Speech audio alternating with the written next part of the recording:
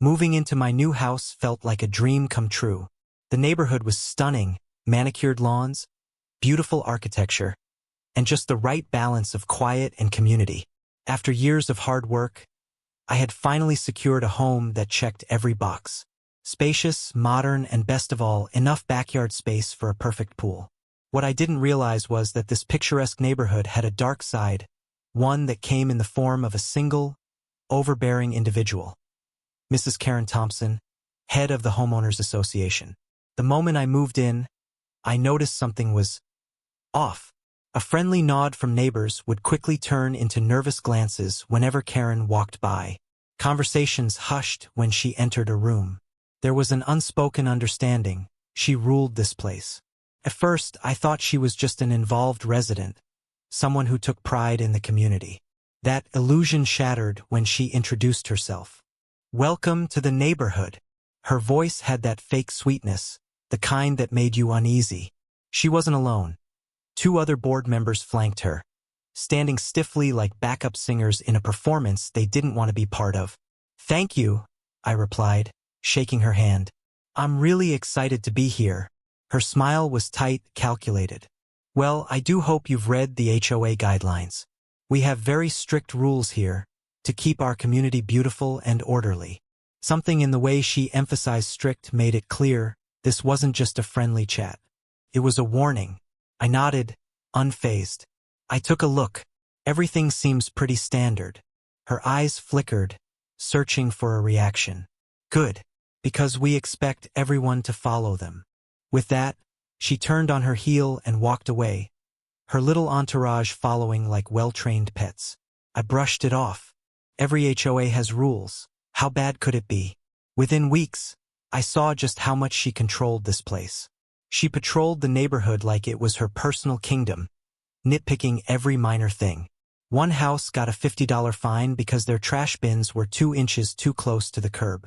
Another neighbor received a violation notice for having a seasonal wreath that wasn't within HOA-approved colors. Someone's kid left a bike on the lawn? Immediate warning letter. But I stayed out of it. As long as she left me alone, I didn't care. Then I decided to build my pool. One evening, I was marking the backyard for the layout, excited to get started. It was going to be perfect. A private oasis to unwind after long days. The next morning, a letter appeared in my mailbox.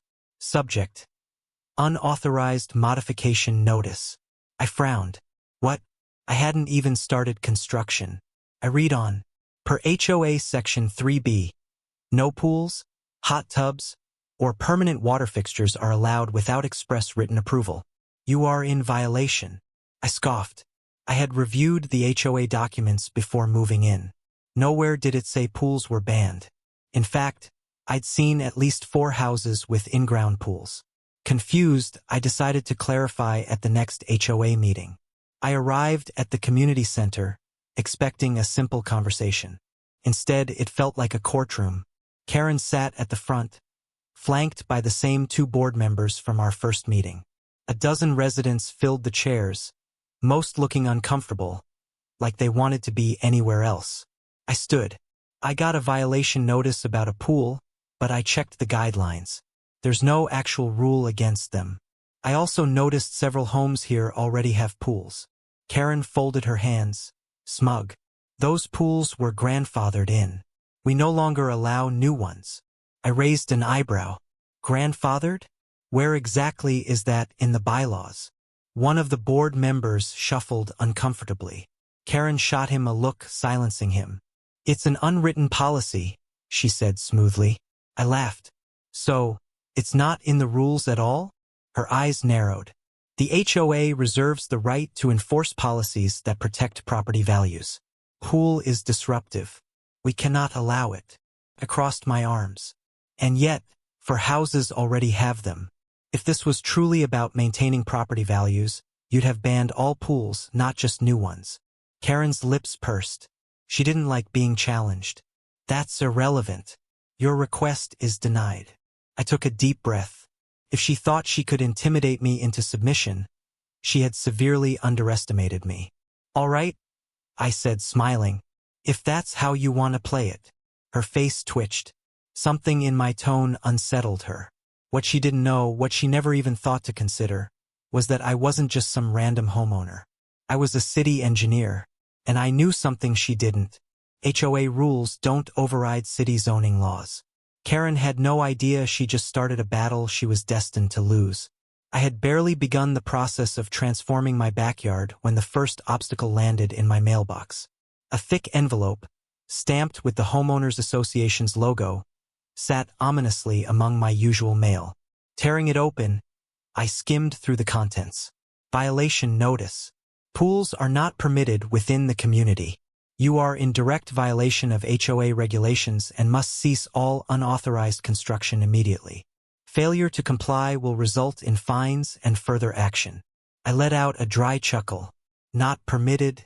That was interesting, considering at least 4 homes on my street had pools, crystal clear, well-maintained, and clearly visible from the road. I wasn't an impulsive person. Before even considering the installation, I had meticulously reviewed both the HOA guidelines and city zoning laws. Nowhere did it state that pools were prohibited.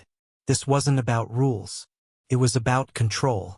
And Karen Thompson, the self-appointed dictator of our neighborhood, thrived on it. The next day, I took a stroll through the neighborhood. Evidence was everywhere. The Johnsons, 3 houses down, in-ground pool with a diving board. The Parkers, saltwater pool installed last summer. Even Karen's best friend, Linda, had an above-ground pool. No fines, no warnings. Yet somehow mine was the problem. At this point, it was obvious. Karen wasn't enforcing rules. She was enforcing her authority. But if she thought I was just going to roll over, she was in for a rude awakening. The next HOA meeting took place in the neighborhood clubhouse, a room that Karen had practically turned into her throne room. As soon as I walked in, I could feel the tension. Some neighbors gave me sympathetic glances. Others avoided eye contact entirely. They had seen this play out before. Karen had made examples of plenty before me, and most had learned not to fight back. I wasn't most people. I took a seat as Karen cleared her throat dramatically. Karen, smugly before we begin, I'd like to address a particularly concerning matter. A homeowner has begun an unauthorized construction project, a pool, which is explicitly against our community standards. She didn't say my name, but her eyes locked onto mine. I raised my hand. I'd love to see where it says that. Karen's smirk faltered, but only for a second. She slid a thick binder across the table. Page 34, Section 12B. No pools. I flipped through, reading aloud. No above-ground pools are permitted. I glanced up. Mine is in-ground. Karen's jaw clenched. The spirit of the rule still applies. The spirit, I repeated, raising an eyebrow. Because I see at least 4 homes in this community that have pools just like mine. Are they also in violation? A few hushed murmurs rippled through the room. Karen shifted uncomfortably. Those pools were approved before my time, she snapped. We're enforcing the rules more strictly now to maintain property values. So, the rules weren't enforced before, but now they apply selectively? Silence. I leaned back. That's not how bylaws work. At this point, Karen's face had turned a shade of red that almost matched her blazer. She wasn't used to being challenged. She straightened, lifting her chin. Regardless, I have the authority to approve or deny modifications based on the best interests of the community. I gave her a slow, amused nod. There it was. Not about rules. Not about fairness. Just about her power. Got it, I said, standing. Then I'll see you at the next zoning board meeting. Her eyes narrowed. Excuse me? I smiled. You see, Karen, HOA rules don't override city planning regulations. And I have permits. Approved ones. Her mouth opened, then snapped shut. She hadn't expected that. The murmurs in the room grew louder. People were realizing something. The almighty HOA president wasn't as untouchable as she made herself seem. I turned toward the door. Thanks for your time, Karen. See you soon. As I walked out, I caught a glimpse of her expression. A perfect mix of rage and panic. She had started a war, and I was more than ready to finish it. Karen had no idea who she was dealing with. She thought a generic HOA rulebook could shut me down, but what she didn't realize was that I knew the system inside and out. As a city engineer, I understood zoning laws better than most attorneys. If she wanted a fight, she was about to get one. But on my terms. I spent the entire night sifting through legal documents, municipal codes, and city zoning regulations. Every law, every amendment, every footnote. I wasn't looking for a loophole. I was looking for the loophole, the one Karen didn't even know existed. And then, buried in a dense PDF on my city's official website, I found exactly what I needed. The HOA could not override municipal zoning laws. Simple as that. The city had explicit provisions allowing pools in residential areas, and no HOA rule could change that. The law was clear. So clear that I almost laughed at the absurdity of it all. Karen had been waving around her self-important rulebook like it was the Constitution, but in reality, it held no real authority. But that wasn't even the best part. I pulled up my own HOA's governing documents, the ones Karen had so smugly cited at the last meeting. I cross-referenced them with state HOA regulations and found something even juicier. In order for an HOA rule to be legally binding, it had to be officially filed as an amendment, voted on by the homeowners, and recorded with the county. Guess what hadn't been done? There was no record of a formal amendment banning pools. None. The rule Karen kept shoving in my face? It didn't legally exist. It was nothing more than a fabricated restriction she'd been enforcing purely through intimidation. And now, I had the proof. I kept digging, curiosity getting the better of me. If Karen had been making up rules, what else had she been doing? I went through years of meeting minutes, financial reports, and old homeowner complaints.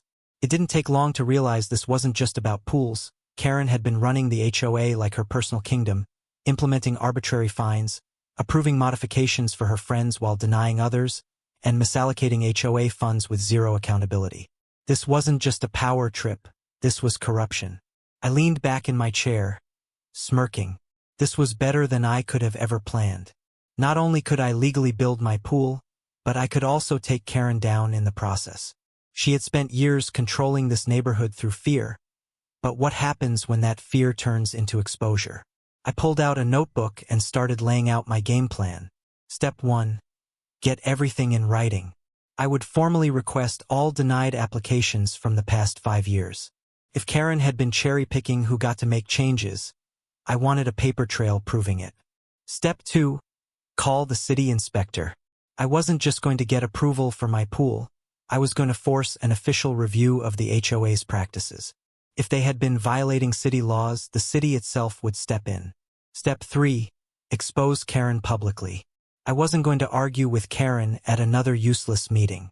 I was going to drop the truth bomb right in front of the entire neighborhood, legal documents, financial discrepancies, and all.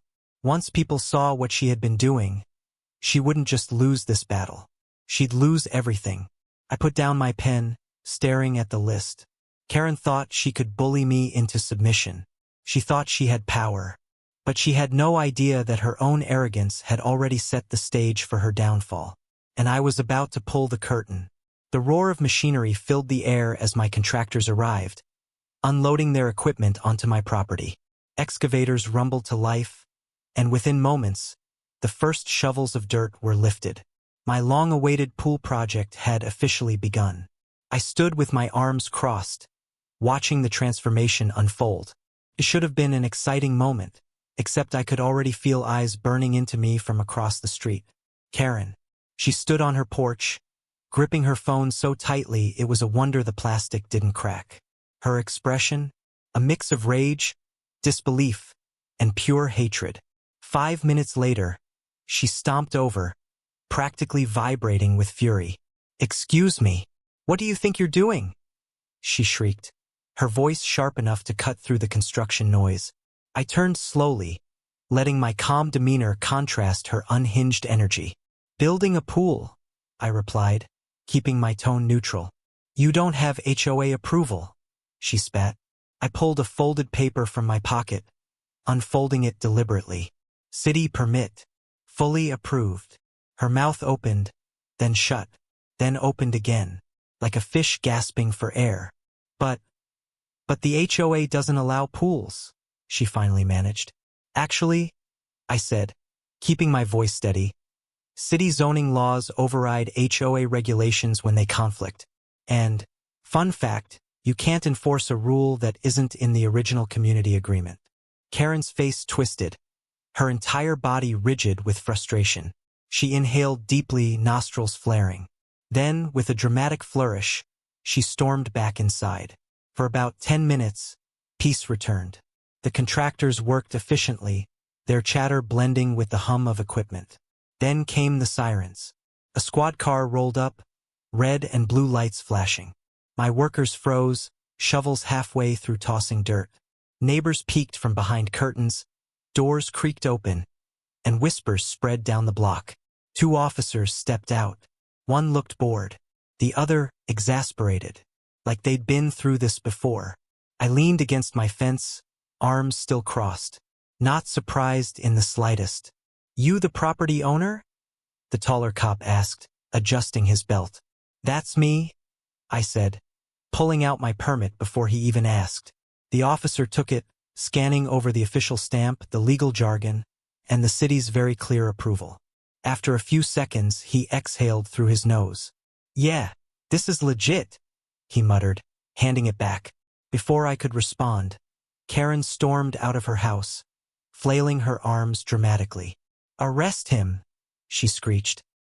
"He's violating HOA regulations. He's ruining the aesthetic of the community. You need to shut this down immediately." The shorter officer, clearly having the patience of a saint, turned to her with a flat expression. "Ma'am, he has a legal city permit. There's no crime here." Karen's face reddened, her lips thinning to a dangerous line.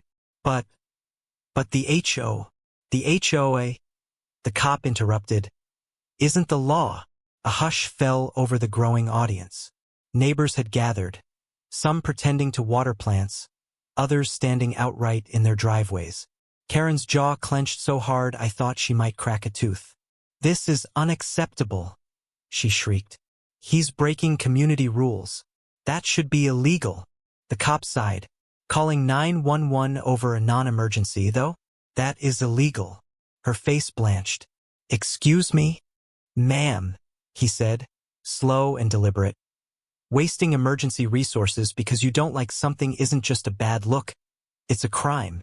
The whispers grew louder. Karen stiffened, looking around as if realizing, for the first time, that everyone was watching. The cop continued, "If you call 911 again for something like this, we'll have no choice but to escalate the matter. Do you understand?" For the first time since I'd met her, she was speechless. The officers exchanged glances, nodded at me, and returned to their patrol car.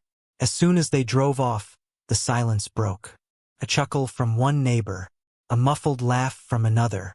The HOA queen had just been publicly humiliated, and everyone had seen it happen.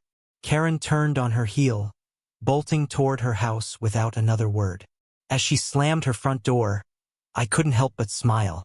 Her power was slipping, and she knew it. But this was just the beginning of her downfall.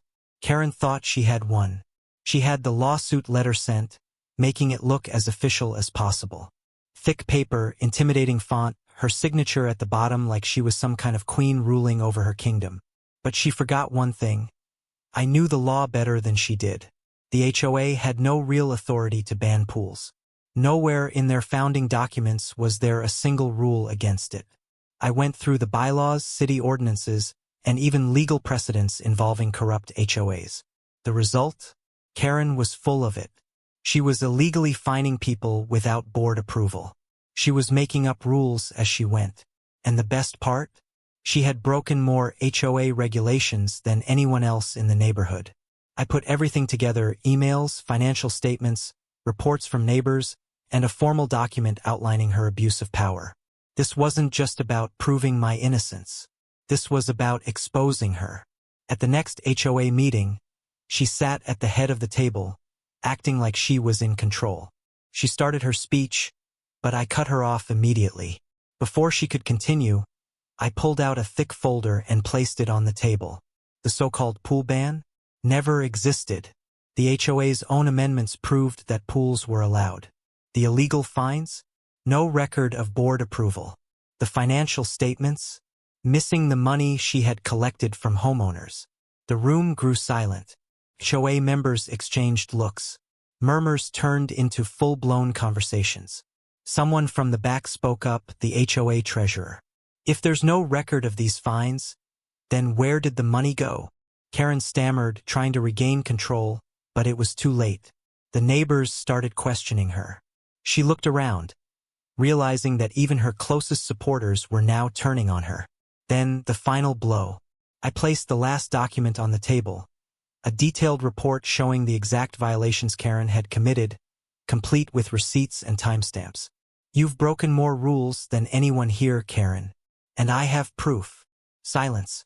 Then the HOA vice president spoke. Effective immediately, I motion to remove Karen Thompson as HOA president. I second that motion.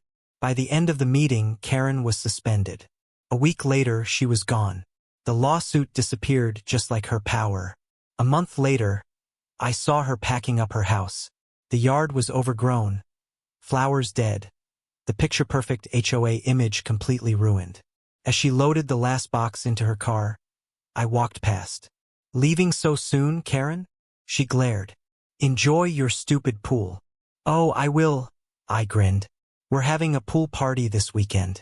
You're not invited. She slammed the door and drove away. The HOA once tried to ban my pool. Now, it was the best part of the neighborhood. And Karen? Just a bad memory. Karen had no idea what was coming. For weeks, she paraded around the neighborhood like a queen, acting as if her word was law. She thought she had won, that her threats would be enough to scare me into submission.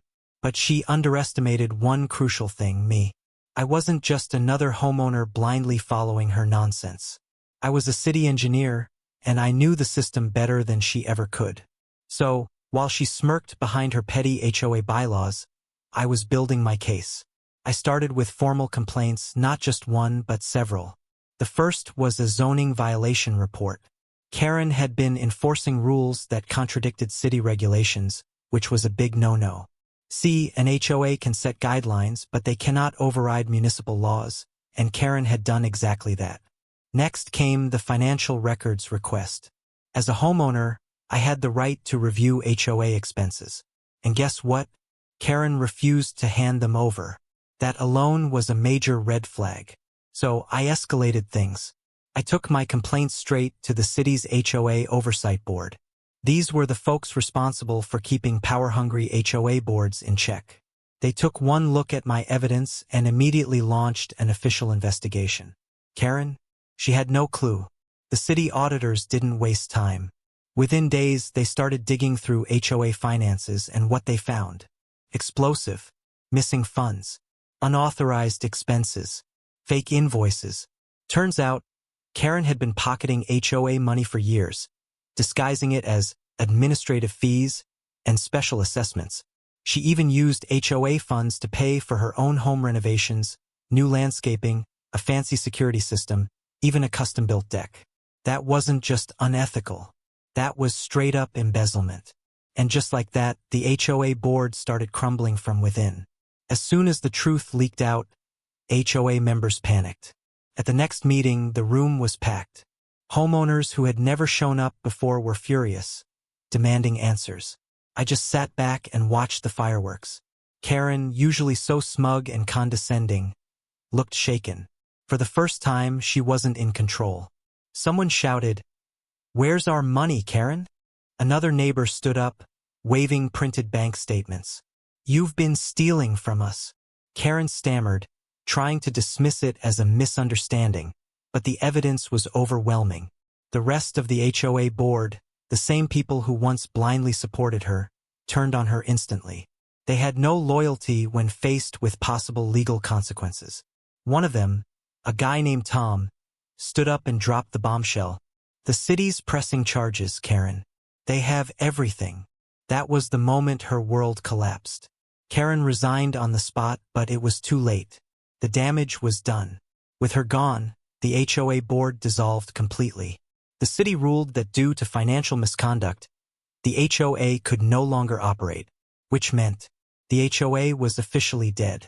No more ridiculous rules, no more random fines, no more power-hungry dictatorship. The entire neighborhood celebrated like it was New Year's Eve. With the HOA out of the picture, there was nothing stopping me anymore. I finished my pool, and it turned out better than I ever imagined. Massive, crystal clear, the perfect revenge symbol. And what better way to mark the occasion than with a neighborhood-wide pool party? Everyone was invited. Everyone, except Karen. As neighbors laughed and splashed in the water, I sat back, drink in hand, watching the scene unfold.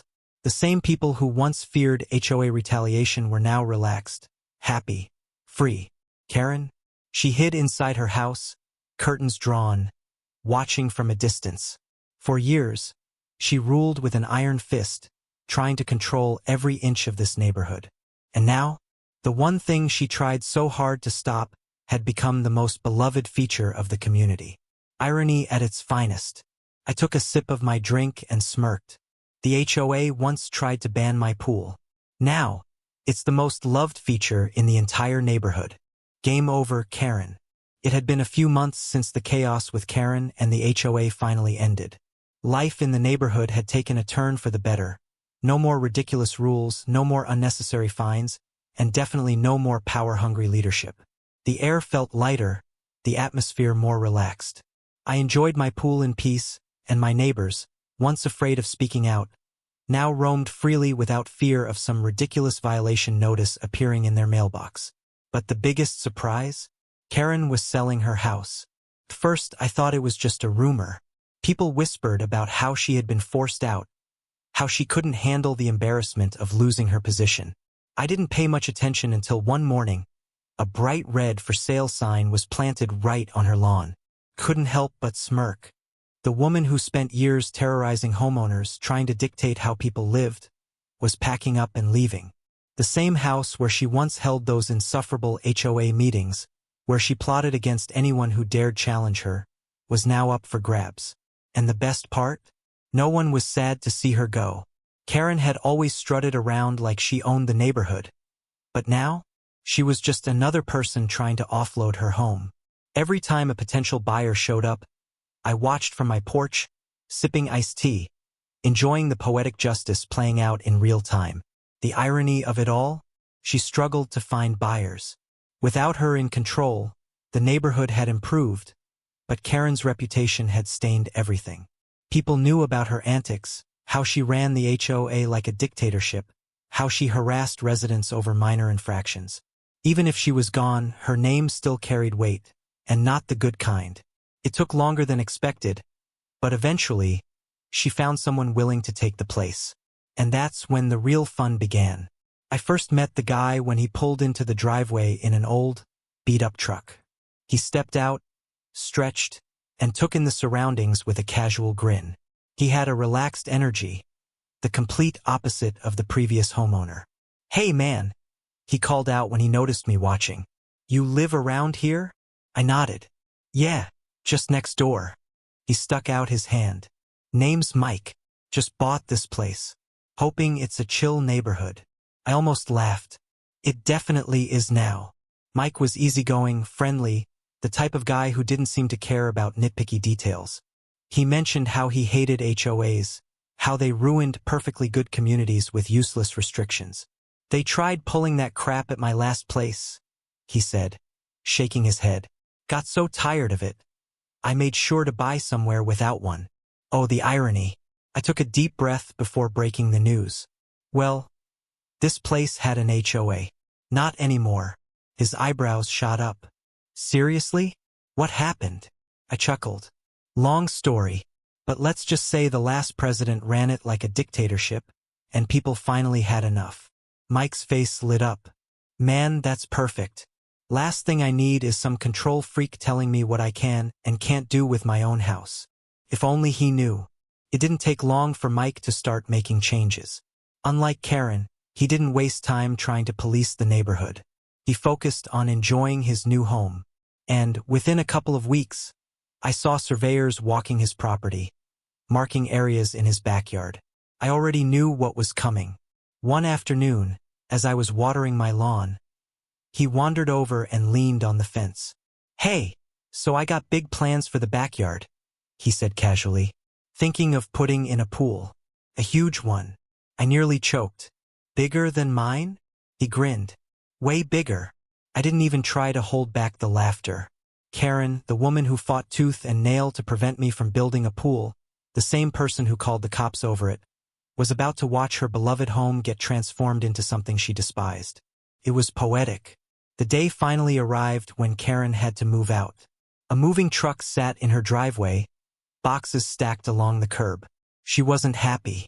Not that she ever looked particularly cheerful, but today she looked downright miserable. She spotted me standing near my porch, watching the spectacle unfold. Her scowl deepened. "You think you won, don't you?" she snapped. I shrugged. "I didn't have to win. You did it to yourself." Her jaw tightened, and for a moment, I thought she was going to start one last argument. But then, as if all the fight had drained out of her, she just huffed, shaking her head. "I hate this neighborhood," she muttered under her breath before stomping toward her car. I smiled. "Funny. It was your rules that made it unbearable." She didn't respond. She just slammed the car door and drove off, disappearing from our lives forever. Once Karen was gone, life in the neighborhood felt completely different. People were happier, friendlier, more at ease. Without someone constantly trying to enforce ridiculous restrictions, everyone could finally enjoy their homes without fear. And Mike? He followed through on his plans. A few months later, construction started on his massive pool. Bigger, deeper, flashier than mine. The kind of pool that would have given Karen an aneurysm. The first time I saw it completed, I just stood there shaking my head. "You really went all out, huh?" Mike laughed. "Man, I waited years to have a pool like this. Nobody's stopping me now." I clapped him on the back. "Karen would have lost her mind over this." He grinned. "Glad I never met her." Lucky him. With that, I walked back to my house, took one last look at the spot where Karen's car had vanished months ago, and smiled. Justice had been served. And it tasted so sweet. The air felt lighter. The tension that once loomed over the neighborhood had disappeared.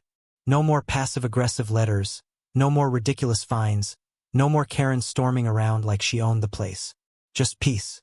I sat by the edge of my fully finished pool, the very one she swore would never exist. The water reflected the warm glow of the evening sky, rippling gently as a cool breeze passed through. A drink in hand, music playing softly, I leaned back in my chair, letting the reality of it all sink in. We won. For the longest time, this street was ruled by an iron fist. One woman dictating every aspect of our lives, from the shade of our shutters to the number of plants allowed in a front yard. It was absurd. But once she was gone, everything changed.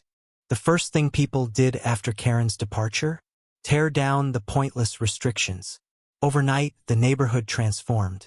Driveways were no longer scrutinized for having an extra car parked. Kids rode their bikes without someone complaining about unsupervised play. Families put up decorations without receiving condescending emails about community aesthetics. It was like a collective breath of fresh air. Neighbors who once kept their heads down now chatted freely, their relief obvious. It was as if we had all been prisoners without realizing it. Nobody missed the threatening letters, the ridiculous demands, or the petty complaints that were never about real issues, just about power. With Karen gone, the remaining board members didn't even bother trying to keep the HOA alive. They saw the writing on the wall. Without the fear tactics, nobody was willing to enforce the nonsense rules anymore. The funds she mismanaged, recovered and distributed fairly. And the biggest irony? The neighborhood became more beautiful, more functional, more inviting. Without Karen's obsession with control, people took pride in their homes naturally, not out of obligation. Some repainted their houses in colors they actually liked, rather than the approved dull tones. Others finally got the renovations they'd been denied for no good reason.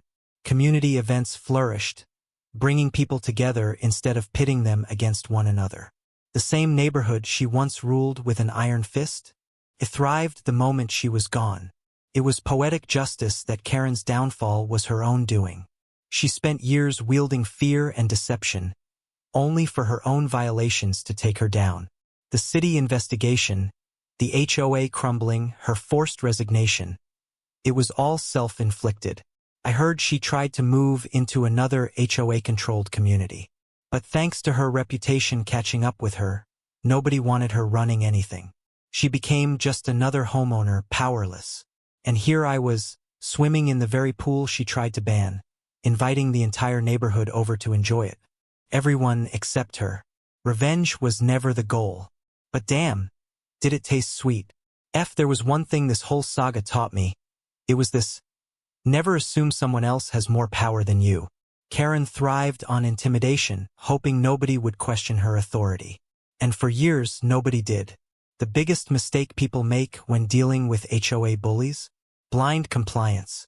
Just because someone talks like they have power doesn't mean they actually do. Most HOAs run on fear, not real authority. Had I not known city laws, had I not fought back, she would have gotten her way. And that's exactly what she counted on. The lesson? Always know your rights. Always challenge unfair rules. And never let someone bully you into submission. As I leaned back, watching the neighborhood kids splashing around in the pool, I realized something. This wasn't just about revenge. It wasn't just about one person's downfall. It was about restoring balance. About proving that people like Karen only have as much power as you allow them to have. And as I took another sip of my drink, listening to the laughter around me, I knew one thing for certain. Life was finally good.